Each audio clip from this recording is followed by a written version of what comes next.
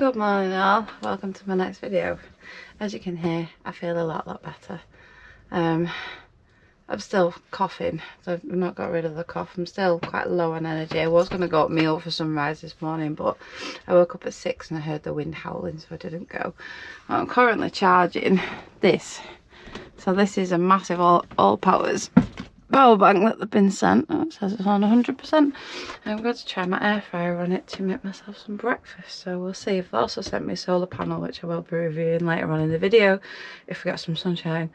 Yeah, but let's see if the air fryer works on this thing, shall we? Well, so far I'm impressed. Look, I'm boiling the kettle. Telling me I can boil the kettle for 44 minutes. It's already taken 2% though. But that's a normal household kettle. This thing's a beast. Okay, kettle boiled. It did take a very large percentage though. It's gone from 100% to 89%. So just be aware. This is a big household kettle though. So, I mean, that's pretty good. I've not had a power bank yet that's boiled a kettle, so I'm pretty impressed. Okay, my next test is I have some hash browns in the air fryer. Let's see if it'll run this thing. Don't know what they're about. See what it does. There we go. It's taking 1,471 watts and we'll run it for 1 hour. That's on 88%, so it's going to take a fair bit, but I am rather impressed actually. I've not had a power bank do these sorts of things before. So while I'm waiting for my hash browns to cook on my massive all powers, I'll show you. I've had a couple of subscribers come up from Aviemore. They were staying down on high range, but they popped up to see me, bless them. And they brought me some gifts. So we have a box of dairy box. Quite like them actually. So does Brian, so I will take them in the office and share them with Brian. And sorry, I can't get him out the bag. This is all cute. He's called Riley the Cockapoo, and he's got like a Wheatie bag inside that you heat up so in the microwave so you can take him to bed and he's warm and snuggle him. He's well cute. Thank you both. They also bought me a smaller version of these, but I donated them to Mick the other day because neither of us could get our vans out obviously, and he'd run out of treats for the dogs and he's trying to whistle train Gus, so I gave the smaller bag to him. But thank you so much both. It was lovely to meet you both. I am going to try that little Wheatie bag in the microwave when it gets cold. As you can see in my t-shirt, it's quite warm this morning, but I have been lugging that thing around and it does weigh nearly 30 kilos, just to warn you. So if you are going to be carrying it around, it's pretty heavy. As you can see on the all powers, as the surge drops, the all powers heating and not heating, that's now saying it'll do it for a day. So it's the initial heating that obviously takes quite a lot of power. But we're on 81% so far, and we're 3 minutes into doing my hash browns and I'm going to do some eggs to go with them. Let's turn the camera around this way because Doug is humping one of the pillows. Look how lovely my carnations are looking from Ryan. They're really starting to flower, they're pretty, aren't they? He bought me them when I was feeling ill to cheer me up, bless him. So I don't know what I'm doing today, and now I'm taking Brian into Aviemore because Jora's got to go and get her jabs, and obviously his car's been written off now, so he's in the process of looking for something else, maybe a van, and then we can both go away when we're on our days off and Brian can show me a little bit of Scotland. That'd be good. So we'll just see what he gets. He's still not finished. He's a pain in the butt. Daisy's just here because the air fryer's on. She does his food in it. She's doing great, bless her. No, she's there. There you are, aren't you? What are you doing? Yeah. So yeah, I'm probably just going into Aviemore. I definitely need some shopping today. Yeah, day before yesterday was the first day I could get my van out in about 2 weeks. So I took it for a run up the road, started first time, new starter motor and battery have obviously helped it loads. So yeah, I'll go into Aviemore and get some shopping. I might go out later, I don't know. I'll see what the weather's doing. It's very windy here at the moment, but it's quite warm. Hash browns are nearly done, so it's taking it down to 75%. That's boiling the kettle for 1 cup of tea, and about, what time is the air fryer on now? 11 minutes for my hash browns. I give them another couple of minutes just to make them a little bit browner, but yeah, I'm pretty impressed with that thing so far. So we'll do some more testing later because I want to get some baking potatoes and make baked potato for my tea I'm not eating massive amounts at the minute, but baked potato and salad sounds quite nice for my tea. And I'm going to do it in the slow cooker and put it on the power bank, so we'll see what the slow cooker does with the power bank. Try my heaters on it, obviously, see how they go. But I'm pretty impressed so far. I don't think I'm going to get much sun to try the solar panel out, but it looks like it's going to be sunny tomorrow, so I'll try it out then.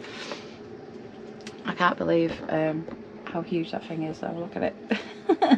So if you're going to get one, it's probably best it be static somewhere and you're not moving it around all the time like I do with my little ones, like moving it from the caravan to the van, because it's pretty heavy. But that's why another reason I've not reviewed it quicker. I've had it for about a week or so. It's been sat in the office and I didn't have the strength to carry it over here because obviously I've been poorly and I couldn't get the van out to go and get it. And obviously Brian's not had a car either, so that's why I'm starting to use it today to see what it does. There we go, breakfast is served. The whole thing took my power bank down to 73% from 100, just charged it to 100, so it might have needed a little bit more, but yeah, pretty good so far. So I'm going to tuck in because I am a little bit hungry this morning. I'm back from shopping. Took Jora to the vets with Brian and he treated me to some lunch. So I've got myself some bacon spuds. See, it's in the slow cooker. I put it onto the power bank and obviously I have to keep it on for quite a long time on low, but it's telling me 415 watt output and it will last me for 10 hours. So that will cook me a baked spud by tea time. So we'll see how low the power bank goes. It's currently on 73%. I'm going to leave it on until my spud is cooked and then I'll tell you what it's left on the power bank. I think I'm going to go for a little walk with Brian this afternoon because Glenmore Lodge are having a Burns Night Ceilidh, so I think we're going to go up and try and get some tickets for that. That's a week on Saturday, so that should be fun. I've wanted to try a Ceilidh since I've come up here, and Burns Night's obviously massive up in Scotland, so yeah, that should be really good. I think me, Brian, Caroline and Mike are going because Mick's away, and but that should be fun if we can get tickets and go to that. And I might take you two for a little bumble around. What do you reckon, even though you don't look like you want to go anywhere? Dear, it's very warm today. I've been buzzing around in the van with the window open. It's been lovely. So some time has elapsed between now and the last time I picked up the camera. I've been up to Glenmore Lodge. We've booked our Ceilidh tickets for Burns Night on the 25th, which will be fun. Doug's growling at me because he's eating his tea. So the slow cooker is finished. We are on 2 hours left. It's on 21% and my baked potato is done. I've been in the pub with Mick and Brian for a couple of hours, so I'm going to tuck in my tea and then I'm going to bed. So I'll see you in the morning. Good morning. We just got up and look at that. How beautiful is that sunrise? I wish I'd gone up Mila Buchel now, but I'm going out at 10 with Mick and it would have been a bit of a scramble to get down on time. But I'm walking these two. How pretty. So I need to go back, get my breakfast and get ready for this walk up Cromdale with Mick, which I've never been to. So yeah, I'm looking forward to getting out for a walk today. I hope we can keep up with him because I've still got a bit of a bad chest, as you can hear. Hold on, Daisy's pooping. Mick says it's a small hill, but we'll see. Mick's idea of a small hill and everyone else is different. But I'm sad I didn't get up for sunrise. Hopefully the weather will be alright for my days off next week, and we'll see if we can either go away in the van or get up there for sunrise. Mila Buchel's steep. It's small but steep, so I don't know whether I'll be able to actually get up there. My chest is at the minute anyway. I'm going to go back and get my breakfast and do some research on Cromdale because I've not even got any idea where we're going. I'm ready. So we're going to Cromdale, which is in between Grantown and Aberlour, and it's where one of the big Jacobite battles happened. So that's where Mick is taking me. There is a hill. He says it's a little hill. Brian says it's not a little hill, so we shall see. The weather isn't the best, even though that sunrise this morning was beautiful. It's very windy out there, so I've got my coat on and a fleece under my coat and a t-shirt. Hopefully it should be warm enough. Got snacks, got water and painkillers just in case. And we'll see how this walk turns out. These two have been out for a wee. So they're just stopping in the caravan nice and toasty because it's a little bit chillier today. Yeah, looking forward to getting out. Obviously I've been stuck on site for 2 weeks, so this should be good. We're here in Cromdale. Mick says these are the hills of Cromdale. Some core bits there. So we're going on a round walk. What is it, about 5k? Yeah. Yeah, about 5k. Two core bits, two different core bits. Two core bits over there. And we're going to see the Piper Stone where there was a battle and a little castle apparently. So yeah, we're going over.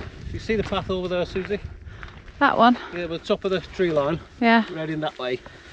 That's where the Piper Stone is, at the top of that. See how well my breathing copes with a bit of a hill.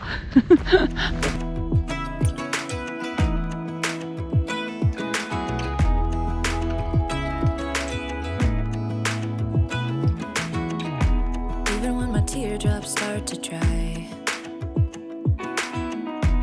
even when the sun begins to shine again, I'm taking all the advice there is and none of it has helped. Experience has made me realize that I won't build my life on empty words. Being so damn naive, it only hurts. So we're heading up that path behind those trees there to see the Piper Stone, which was to do with a battle in Cromdale, which basically wasn't a battle, and then there was a big charge up the hill and a lot of people fled apparently. So more people died. Some ended up in Aviemore, some went over towards Granton, and that's where we're headed. And we're going to do a loop because the van is down there somewhere. Mick's gone to check out a car and it's a what? He's over there. I don't want to walk in the buggy Heather.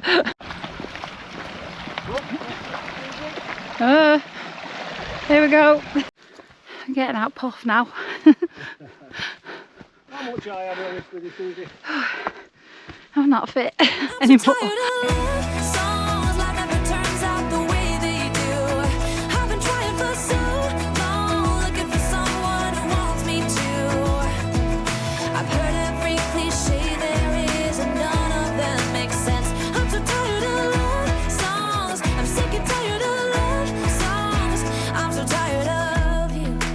We've come a bit off piste. We're headed up there to the Piper Stone where the Piper was playing and got killed in the battle retreat.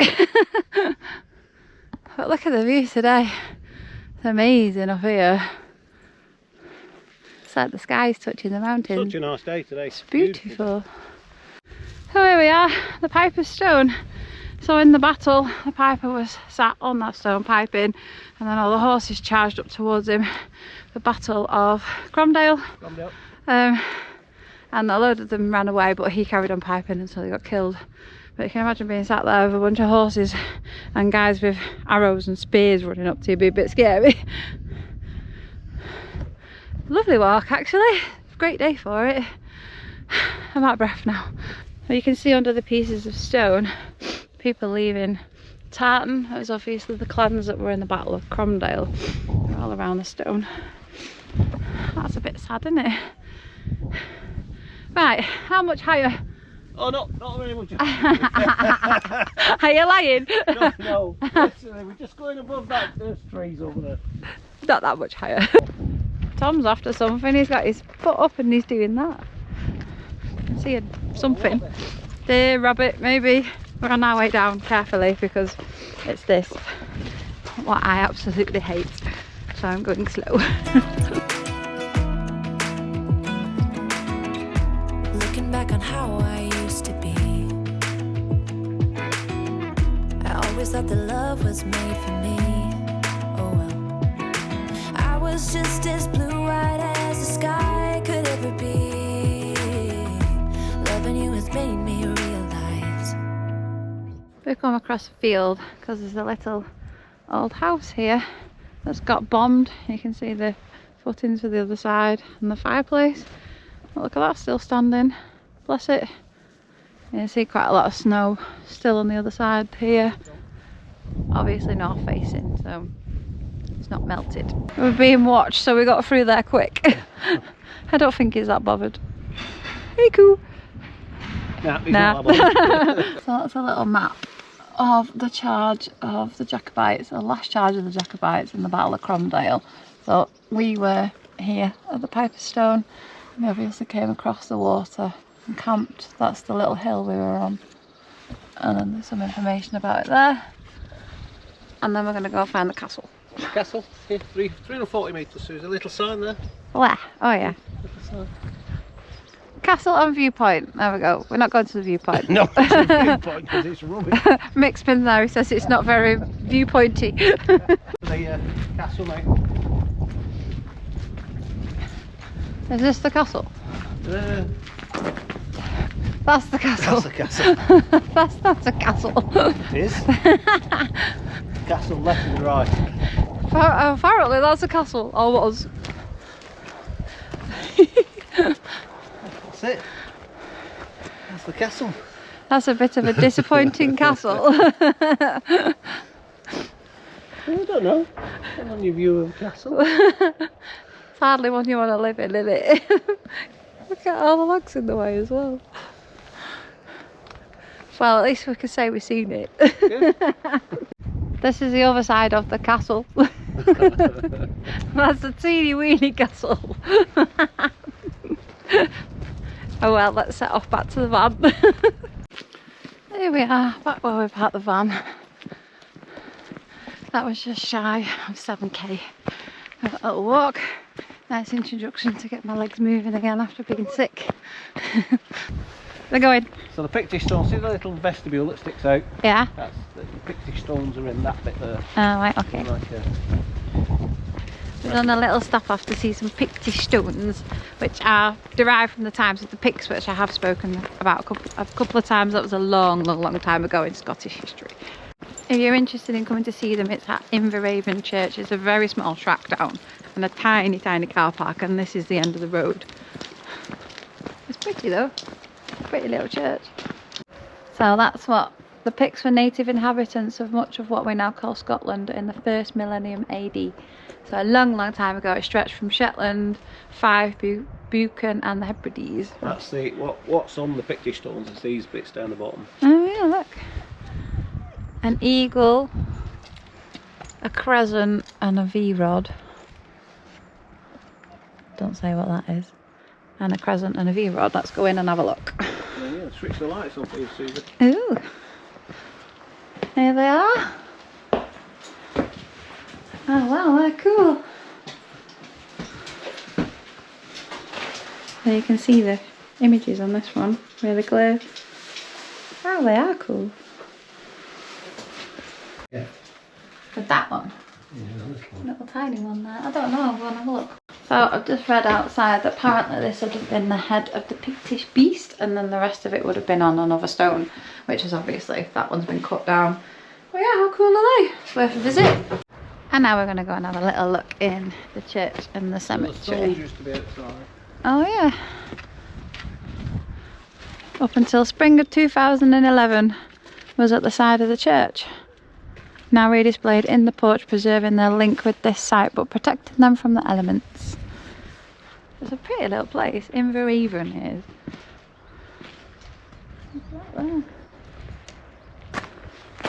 Oh wow.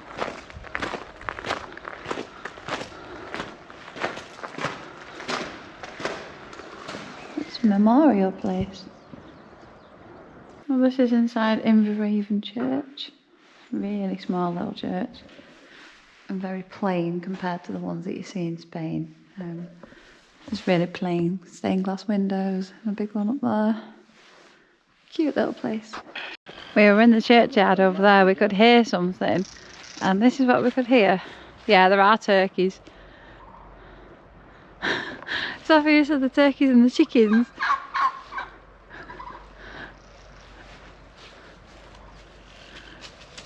There's loads of them. I'm back. So we did just over 7k. I'm pretty tired. Obviously this illness has knocked me for six a little bit, but I enjoyed that. It was a really nice walk. We stopped off at the bakery in Granton and got myself some cake. Don't worry, I have had something proper to eat before I eat the cake. I was starving when I got back. I was just sitting with these two. Doug is staring at my cake. You want some cake? Yeah. And I'm probably not going to do a lot for the rest of the day. Maybe go to the gym if I can get my energy levels back up a little bit. I shall see, but I'll pick you back up in the morning. Good afternoon. As you can see, we have some sunshine. So I pulled out the solar panel. Obviously the sun's very, very low over the trees. But look at the size of that thing. That's a 400 watt solar panel that comes with this power bank. As you can see, even though the sun's very low, we're still bringing in 12 watt. Not a lot, but it's better than now. This thing is ginormous and very heavy, but it'll be ideal for you when you're out and about. Well, another thing I was curious to see was obviously how this thing will power my fridge, which I've just started up, so it isn't 9 degrees, so it is cooling quite quick. It's saying it will do 6 hours, but it is take 34 watts to try and cool it down to 6 degrees, obviously. But yeah, at 21%, that's quite a lot, to be fair. It's a lot more power than I was expecting to come out of this thing. It's a beast of a unit. If you got the maximum solar input, which is the 1000 watt, obviously that's a 400 watt panel, you could charge this within 2 hours from solar. I haven't given you that much info on the unit itself, but it is a 2500 watt unit, this power bank, with a 4000 watt surge. Obviously you've got all of your plug adapters here, USBs, USCs, USBs, 4 USBs, 2 USCs, DC output, and your 12 volt there. Gives you the amount of days it will take to charge, your output and your input if you are charging stuff while you're trying to recharge it. So I'm going to check the solar panel in now and this, because I'm a little bit cold, the sun's starting to sink and I'm hungry, I need my dinner. So apparently this has got a fully integrated MPPT controller, which you can obviously charge like 1000 watt solar if you can get 1000 watt solar, and then you can also charge via an AC adapter as well. I think on mains power it will charge in an hour. So it's got a really nice little cable, no big bulky power unit sticking to it. It's just a cable and a plug. Sits into the side here. So you have your solar, and then obviously charging for inside the caravan. You've got an overload protector there as well. 4 plugs, 2 USCs, 4 USBs, 2 on each. So one is 18 watt, one is 12 watt, as you can see. DC output and 12 volt there. And then obviously your screen when it comes on. There we go. Still on 21%. It tell me that'll run just no output, no input for 5 more days. Yeah, it's massive, this thing. It does weigh nearly 30 kilos, so it's quite heavy to lug around. The solar panel's also fairly heavy, but if you're traveling around, especially on the road, say going to Europe and stuff like that, where you can get a bit more sunshine, it is ideal to have this with that solar panel, 400 watt solar panel as well. Absolutely brilliant bit of kit. I'm so happy with it. The Allpower's R2500 also has a 2016 watt hour LiFePro4 battery, and the maximum battery capacity is higher than 80% after 3,500 cycles of charging. Therefore, your R2500 lifespan is more than 10 years you'll get out of this thing. It also features advanced BMS protection, which monitors voltage and temperature and will shut it down if there's any problems to protect your power station. In other news, it also makes a perfect desk for charging your MacBook, and it will charge mine at 21% for 8 hours. These do take rather a large amount of power when you are charging them. They do last a long time, but yeah, that's pretty good. Taking 28 watts, 8 hours. Perfect. That's enough about that Allpower's R2500 power station and the 400 watt solar panel that goes with it. I will drop a link in the description from Allpower's on how to purchase both. They are amazing, I have to say. I've never had such a big power bank. It's absolutely ginormous. It's brilliant though. I could power the caravan off this if we lost all the electricity on site. So yeah, that is pretty amazing, which does happen sometimes in February up here apparently, so I'm not looking forward to that, but I've got that to keep me going. I am now going to tuck into my dinner and end this video. Thank you all so much for watching. I will hopefully be doing something else on my days off, because I am now feeling a lot better, so I'll start getting planning for that, and I'll see you all in the next one. See you later.